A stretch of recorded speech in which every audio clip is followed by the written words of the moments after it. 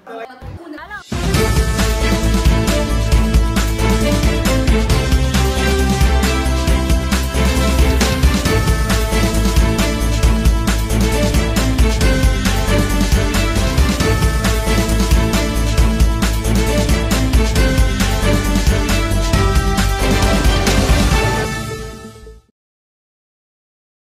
gabi, News Pilipinas. Narito ang nagbabagong balita para sa gabing ito. Bus sa tricycle nagbanggaan, isa patay. Minor de edad na ginahasa at binuntis, dekadang inihantay bago nakamit ang hustisya. Musmusong paghahanda para sa darating na fiesta ng Birhen de Regla. LLCC Intramurals Ball Games umarangkada. Gintong medalya ni Asia.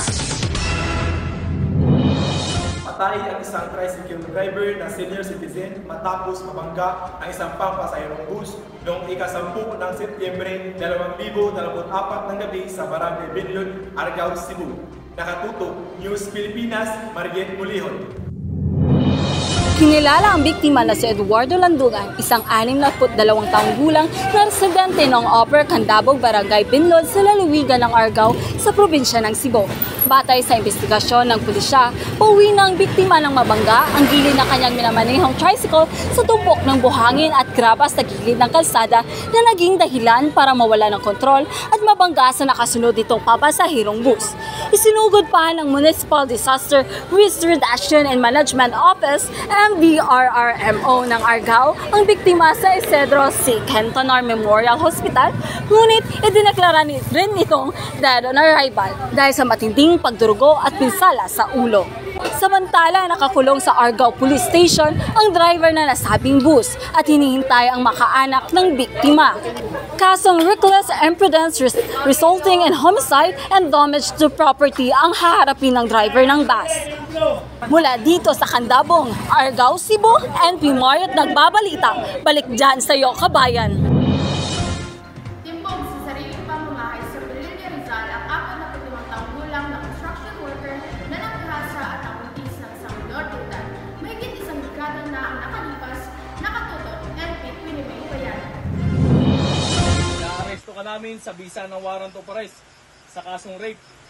Araw ng Biyernes, September 13, 2024, nang mahuli ng Valenzuela Police ang akusado sa sarili nitong bahay sa Pililla, Rizal.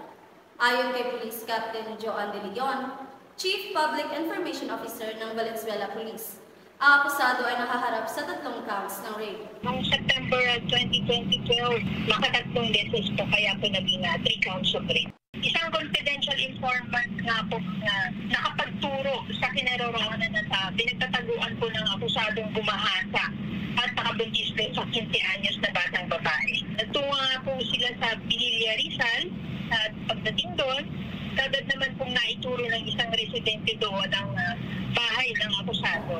Ang paghihintay ng matagal para makamit ang hustisya na inaasam ng mga biktima ng krimen ay hindi na bago sa sistemang meron dito sa Pilipinas, liban na lamang kung ikaw ay mayaman.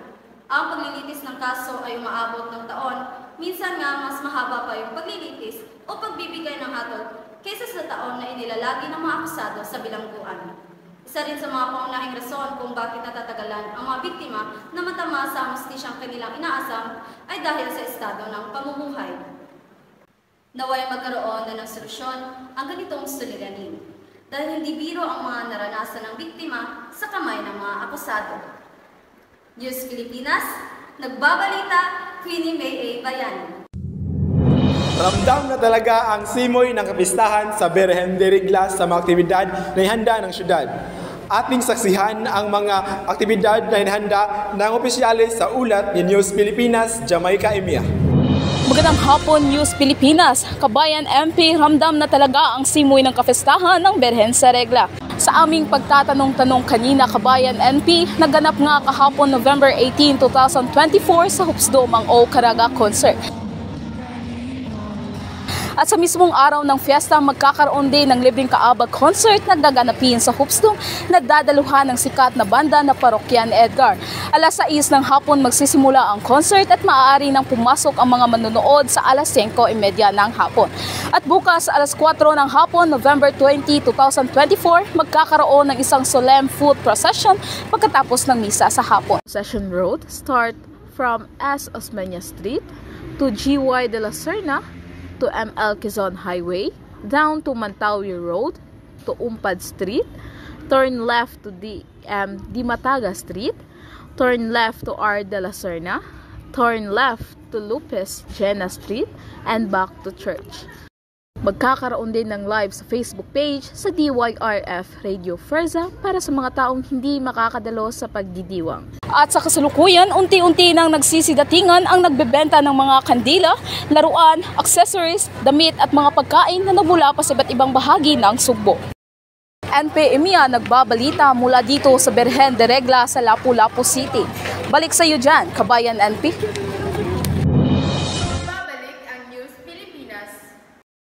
Isang taon pa lang ako, nasundan na ni Toto. Grade 2, 8 taon pa lang, 4 na bata ang inaalagaan. Grade 6, 12 na ako, kasing dami na ng pamilya ko.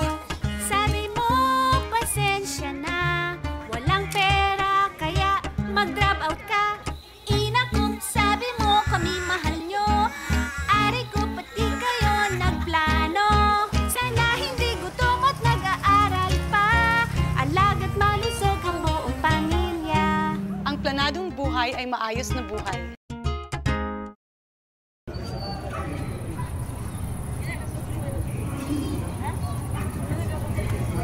Kuya, pabili nga ng Coca-Cola.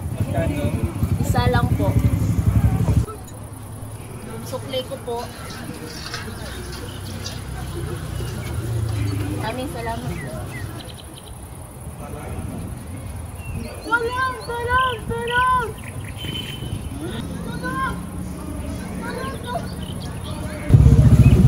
Oh! Anong nangyari? Bigla na lang po siyang hinimatay.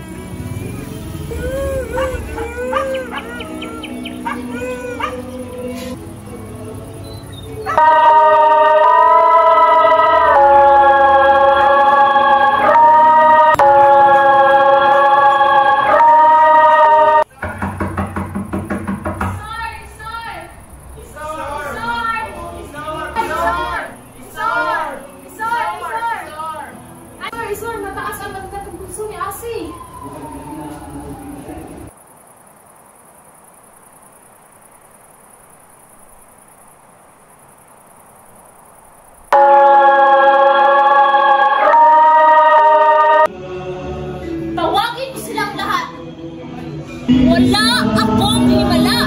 Ano yan? Ang himala ay nasa Coca-Cola.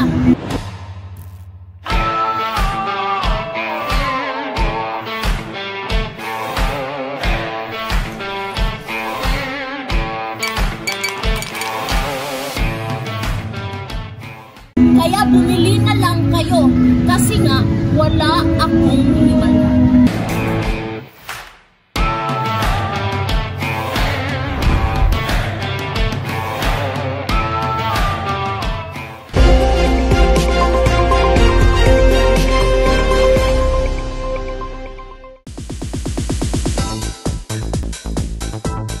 Nagpakitang gilas sa unang araw ng intramurals ang mga LCtions noong ika-16 ng Oktubre taong 2024 na idinaos sa Lapu-Lapu City Auditorium. Nagpamalas ng galing ang tatlong magkaibang departamento, hindi lamang sa tagisan ng talino at talento, pati na rin sa larangang sport.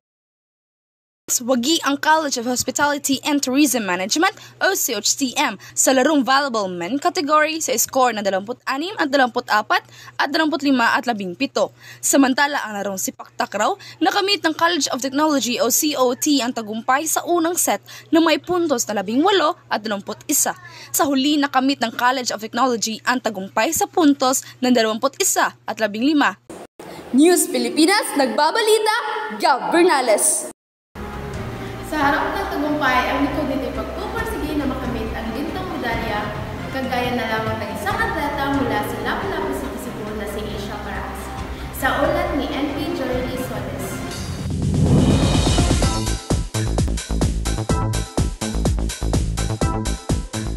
Yes, NP Joyce, maraming salamat. Wika nga sa kanta ng Bini, ang buhay daw ay di karera. Ngunit sa buhay ni Asia Paraase, literal na pagkakarera ang larangang kanyang tinatahak. Kaya ating saksihan ang madamdaming tagumpay sa larangan ng pagtakbo ni Asia Paraase. Si Asia Paraase ay isa sa mga pangalan na tanyag ngayon sa larangan ng pagtakbo.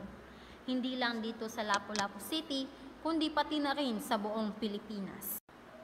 Sa pangangalaga ng kanyang coach na si Sir Alex Luloy, ay mas nahubog ang kakayahan at galing ni Asia sa pagtakbo. Sa kanyang katatapos lang na palarong pambansa 2024 sa Abellana Sports Complex noong Hulyo 11, dugo, luha at pawis ang naging puhunan ng ating batang atleta.